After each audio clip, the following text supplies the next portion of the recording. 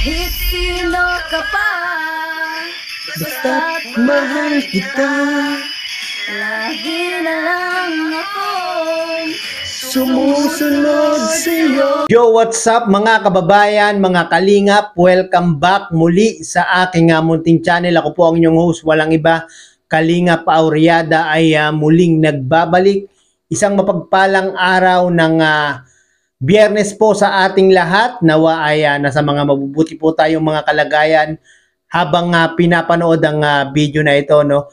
Especially yung ating mga kababayang mga OFW dyan na talaga naman nagtitiis ng kalungkutan, nagsisipag magtrabaho para lang may maipadala sa kanilang mga mahal sa buhay. Saludo po ako sa inyo. Sana po ay lagi kayong nasa mabubuting mga kalagayan, no? At yung ating thumbnail dyan, mga kababayan, mga kalingap, Dodong Ruel, nagmadaling pumunta kala Erica dahil sa masamang balita. Ano po ba yung masamang balita na yan? Alam nyo po ba yan, mga kababayan, mga kalingap? O bago lang po sa inyong pandinig? Sa mga nakakaalam po, paki-comment down below po. At sa mga nais pong malaman kung ano yung balita na yan, ay i-continue po ang inyong panonood sa video na ito. Pero bago po natin na ipagpatuloy ang video na ito, baka meron po pong hindi nakasubscribe sa ama ng Team Kalingap, ang Kuya Bal Santos Matubang, Kalingap Rab, at Ruel of Malalag. Siyempre sa aking munting channel, paki-subscribe nyo na rin para maging updated po kayo sa aking mga ginagawa kong mga reaction video patungkol nga po sa Team Kalingap. At siyempre, wag din po natin kalimutan, Kaprom D Vlog. Suportahan po natin ang YouTube channel ni Kaprom D Vlog. No? Isa rin po siyang kamiyembro ng Team Kalingap at talaga namang porsigido na tumulong din sa ating mga kababayan at bukas palad din sa kanyang mga ginagawang paglingap sa ating mga kababayan. So ito na nga mga kababayan, mga kalingap, ang video na kung saan si Dodong Ruel ay nagmadaling pumunta kala Erica dahil sa masamang balitang ito. Panoorin po natin to mga kababayan, mga kalingap. Grabe po. So ito po, bago po lahat ng mga materialis dito na mga binigayan lang po yan, kaya ganyan. Mga binigay lang. Ay, Ang mga grabe po. bubong ko pang luma. Ito yung luma pa. Grabe. Yan galing po yun doon at walang maibili. Kinuha din namin. So bakit po binenta na po? May nakabili na po sa lote na yun? Meron na po, pero kung isipin po ay labas yun sa mga Labas government na po. na po. So ano na po, Nay? Pumunta po yung may-ari dyan. Opo. Tsaka pinaalis po kayo. Opo. Di po kayo binigyan ng ilang araw para Hindi po. diretso. Diretso po. Pag sabi ngayon umalis, alis na po Ay, kami. grabe po. Dapat po, no? Ilang taon po kayo doon nakatira? 1 taon man po. Isang taon. Dapat sana binigyan po kayo ng mga palugit man lang, Wala mga po. isang linggo, no? Para man makahan. Yung nakaano nga na kasama, nagtulong sa amin. Tinulungan po sila ni Tatay Miguel, no? Yung lolo ni Erica. So, mabuti naman po at nakahanap po kayo ng pwesto po dito, no? Opo. Ano po, yung kaibigan namin ay inusa po ito. Nagpahanap, ano po kayo dito? Nagpaalam po. Opo, yan po ang may-ari niya. Kapitbahay nyo lang din. Opo.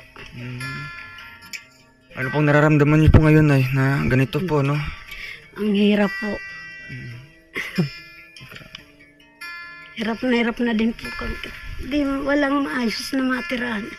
Sa bagay naman po dito, ano na po kami dito, kumbaga is, okay na kami dito. Okay na. Paano po, may pinirmahan po kayo? Wala po, pero sabi naman niya, kung hanggat di namin gamit ang lupa, pwede kayo. Halimbawa kung darating yung araw na gagamitin po. Yun po, sabi naman ni Kapitan, baka mabigyan daw kami dito ng barangay site kung sakali daw po magkaroon.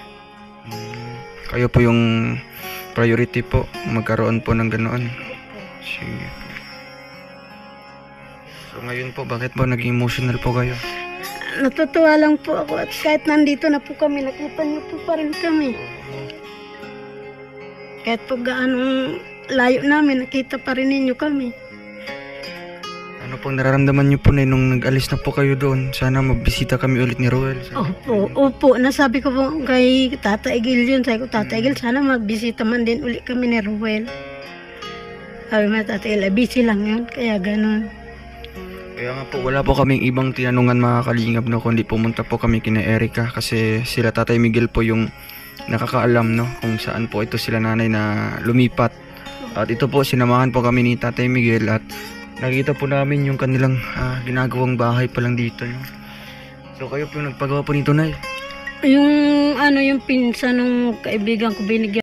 So yun na nga po no mga kababayan, mga kalingap, napanood po natin sa video ni Dodong Ruel. Credit po kay Dodong Ruel at muli na naman tayong kumuha o gumamit ng kanyang maiksing video clip para gawan ng reaction video at para i-share at para ipalaganap yung mabubuting gawa, yung mga charity works na pagtulong at paglingap ni Dodong Ruel sa ating mga kababayan. No? At sa video nga pong ito, mga kababayan, mga kalingap, ay isang masamang balita ang nakalap ni Dodong Ruel dahil nga po yung kanyang beneficiary na si Nanay Amparo, yung kanyang tinutulungan, yung kanyang nililingap ay pinaalis o pinalayas na nga po sa kanilang bahay na tinitiran. No? Kung maalala nyo po, kung napanood nyo po yung video ni Roy Malalag noon kay Nanay Amparo, si Nanay Amparo po yung nakatira sa Bakawan, no, yung malapit sa dagat na, no, at si Nanay Amparo po yung tinutulungan ni Rolf Malalag na kung saan talaga namang napakasipag yung mga binigay na ayuda ni Rolf Malalag ay ginagamit po ni Nanay na ginagawang pangnegosyo, no, yung tinitinda niya yung mga isda, yung mga bagoong ba yun. Yun na nga mga kabayan, pinalayas na nga po itong si Nanay Amparo sa kanilang tinitirahang bahay, no, at agad-agarang pumunta si Roy Malalag doon kala Erica dahil nga po itong lolo ni Erica ang siyang nakakaalam nung bagong nilipatan ni Nanay Amparo, no, at talagang hinanap ni Roy Malalag yung kanyang beneficiary kung saan lumipat ng bahay, no, at hindi man lang binigyan ng palugit o konsiderasyon itong si Nanay Amparo nung bahay na kanyang tinitirhan noon, no. Sana man lang ay binigyan ng mga ilang araw si Nanay Amparo para naman na paglipat nila sa kanilang bagong bahay, bagong pinatayong bahay ay ayos na, kumpleto na yung kanilang bahay na titiran, no. Pero ngayon paglipat nga po nila ay talagang hindi pa po ayos yung kanilang bahay, no, at talagang inaayos pa, nagpapagawa pa ng bahay itong si Nanay Amparo, no. At salamat kay Dodong Ruel dahil sa kanyang pagmamalasakit, dahil sa kanyang paglingap kay Nanay Amparo. Si Nanay Amparo ay nawawalan na ng pag-asa, no. Talagang malungkot si Nanay Amparo dahil pinaalis na naman sila sa kanilang tinitirikang bahay, no. Mahirap talaga pag hindi mo sariling lupa ang iyong tinitirahan, no.